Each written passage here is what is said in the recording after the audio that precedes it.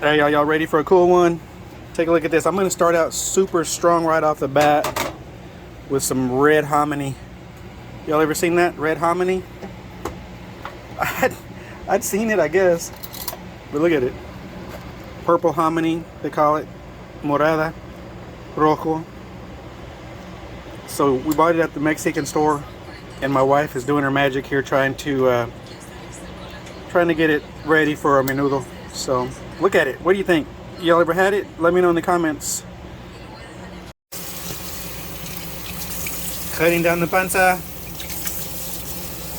My wife's a pro. Look at her little life hack here with the scissors. Good job, baby. It's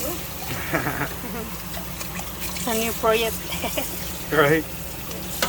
Very cool. So today we decided to cook outside. We're gonna use my burner from the Coleman grill stove. We messed it up. I think I told y'all. We burned off the handle, made a big old hole right there. And other than that, not a hole, but burn mark. But anyway, we got another stove already. And we're gonna do the menudo in here, the tripe. We'll get this going outside and get that cooked. All right, quick update, y'all. We brought everything inside. These still look amazing, by the way. They taste great. But we brought everything inside because that little stove outside, it got it hot and it started cooking, but it really wasn't boiling like we wanted to. So we brought the pot inside, we brought it into our stove.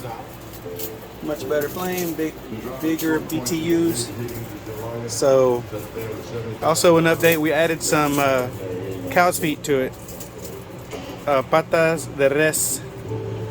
And we put 2 pieces on it, 2 big pieces, so that's going to make it taste a little bit better too. So I cannot wait to see how this tastes with this, because I've never had it like this, the red or purple hominy. We just made it. Tastes great. It's a little bit stiff like we like it, al dente. Anyway, here we go. We're going to see what it's like here soon.